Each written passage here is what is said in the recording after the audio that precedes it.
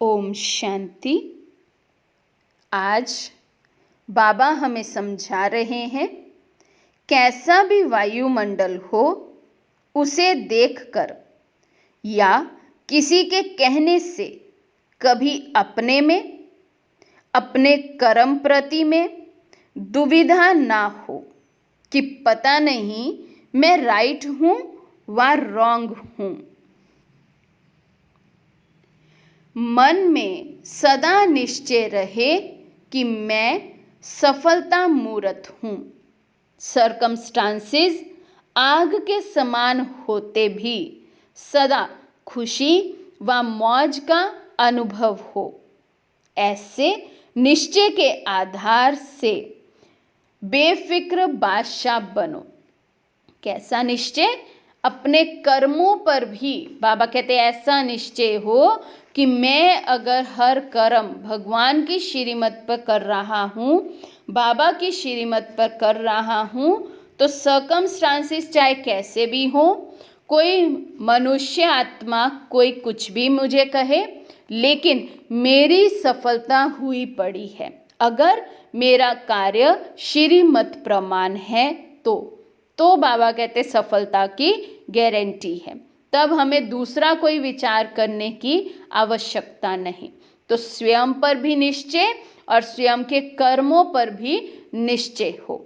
फिर बाबा कहते हैं, सदा ये निश्चय हो कि स्वयं भगवान बाप मेरे साथ है, इसलिए बाप के आगे अक्षोनी सेना भी कुछ नहीं है। जहां बाप है वहां सारा संसार बाप में है।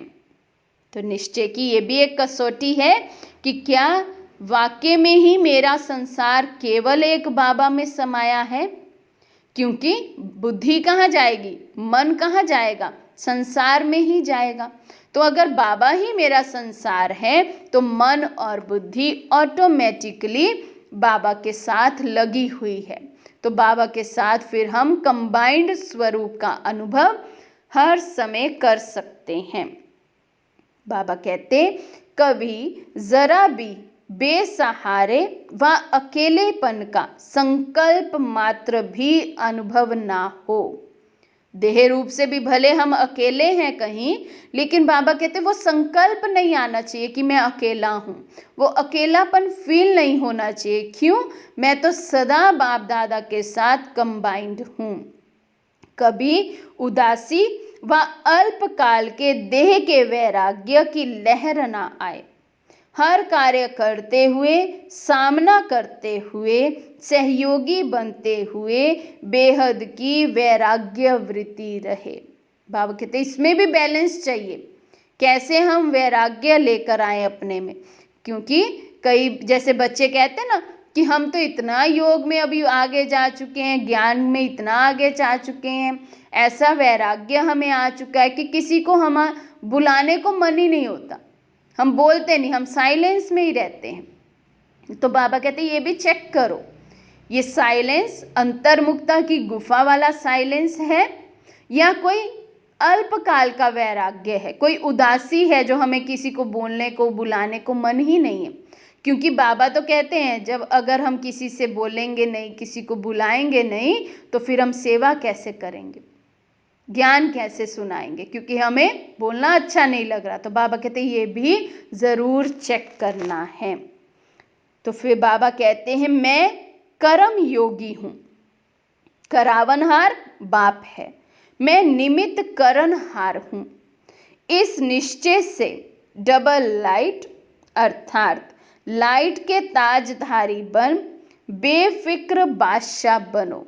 कर्म योगी है, कर्म सन्यासी नहीं है।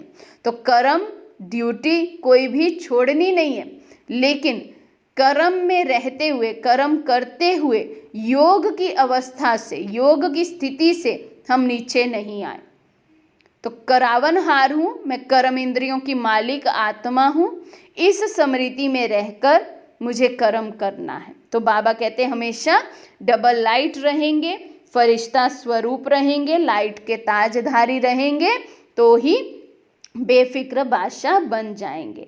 जब ऐसे बेफिक्र बादशाह अर्थात राजा बनेंगे, तब माया जीत, कर्म इंद्रिय जीत, प्रकृति जीत बन सकेंगे। ऐसे हमें कर्म करते योग की स्थिति में रहना है, तो मेरा कर्म भी योग युक्त हो जाए। ऐसा करने से बाबा कहते डबल लाइट रहेंगे, उससे बेफिक्र बादशाह की स्थिति बनेगी। और जिसकी बेफिक्र बादशाह की स्थिति है, तो बाबा कहते वे माया जीत, कर्म इंद्रिय जीत और प्रकृति जीत सहज ही बन जाएंगे। तो आज हम सारा दिन स्वयं को चेक करेंगे कि क्या मुझे स्वयं पर निश्चय है, मेरे कर्मों पर मुझे निश्चय है कि मेरे हर कर्म श्रीमत प्रमाण है, तो उसमें सफलता समाई ही हुई है। भगवान मेरा साथी है, उसके साथ कंबाइंड स्वरूप की स्थिति में हम कितना समय दिन भर में रहते हैं, क्योंकि बाबा ने कहा संसार ही एक बाप हो जाए तो और कोई ना बात याद आए, ना देहधारी याद आए, हद की अल्पकाल की उदासी या वैराग्य ना हो। तो ऐसे मैं निमित्त हूँ, करावनहार हूँ, कर्म इंद्रियों का मालिक हूँ। तो ये भी आज हमें खूब प्रैक्टिस करनी है। इन सभी बातों को मन में रखेंगे, मनन करेंगे, इन पर चिंतन चलाएंगे और फिर इसको मंथन कर प्रैक्टिकल धारणा स्वरूप बनते जाएंगे, तो ब्रह्मा बाप समान बन ही जाएंगे। अच्छा, ओम शांति।